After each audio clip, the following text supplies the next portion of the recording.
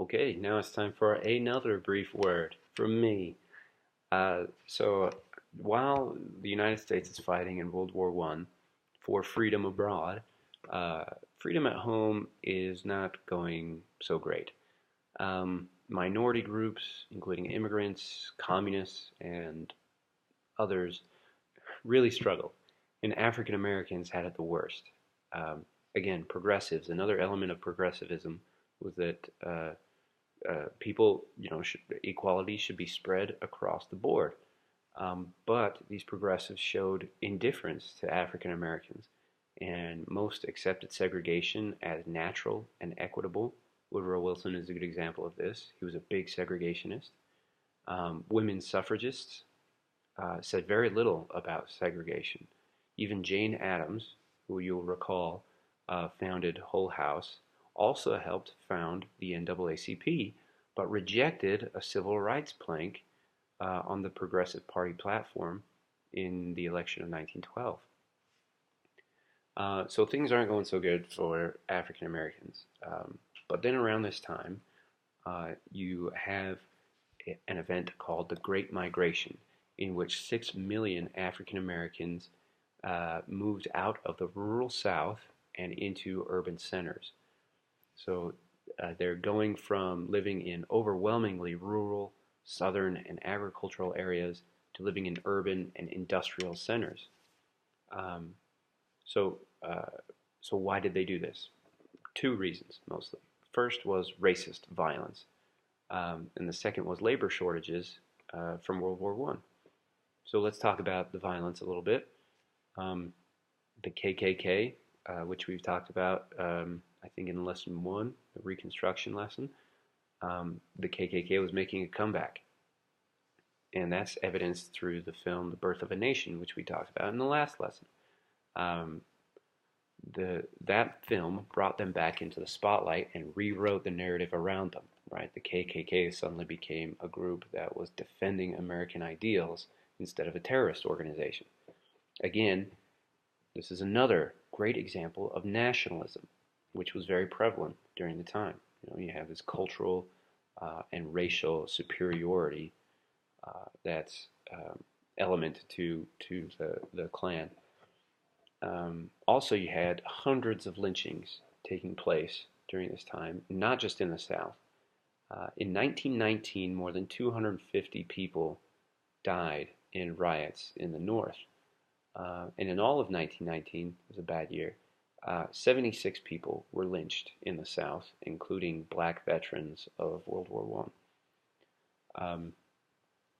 So one of the most shocking examples of this was the lynching of Jess Washington in 1916, which you'll learn about now, or in a couple slides. Second, labor. Labor was another reason African Americans went to these urban centers. World War I created a massive labor shortage in the North and Midwest.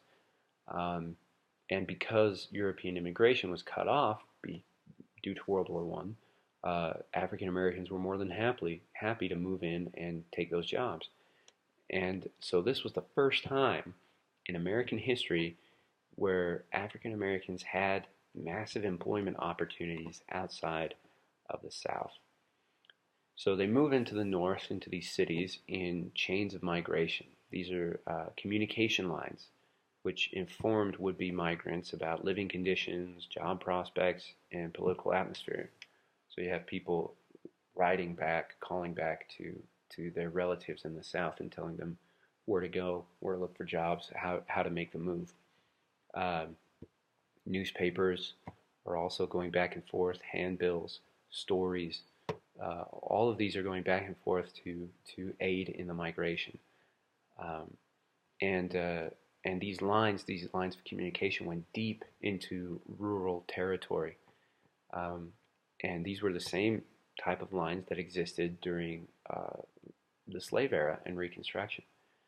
And just people and resources moving back and forth across these lines.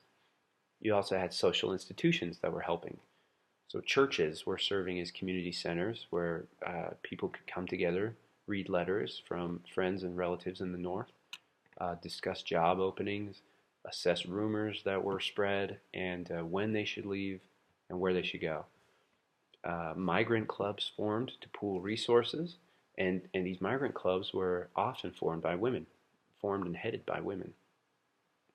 So you have these African American communities coming together in the South, making plans to move to the North. They do it, they go to the North, and then they come back together in these urban centers. And communities were oftentimes just transplanting themselves. African Americans that lived the in the same small towns uh, together were now living in these urban centers together. Um, Another thing the Great Migration did was it established something called political contact zones, which happens when you have dense concentrations of people. There were new meeting grounds of new ideas, new political ideas. There was also new political and cultural encounters between African Americans from different parts of the South. This led to sort of a new sense of what it meant to be African American. And that's when you get reformers like Marcus Garvey and his concept of Garveyism. So as a result of the Great Migration, African Americans are now making themselves into a very strong political force. Um, and another word for that is a nation.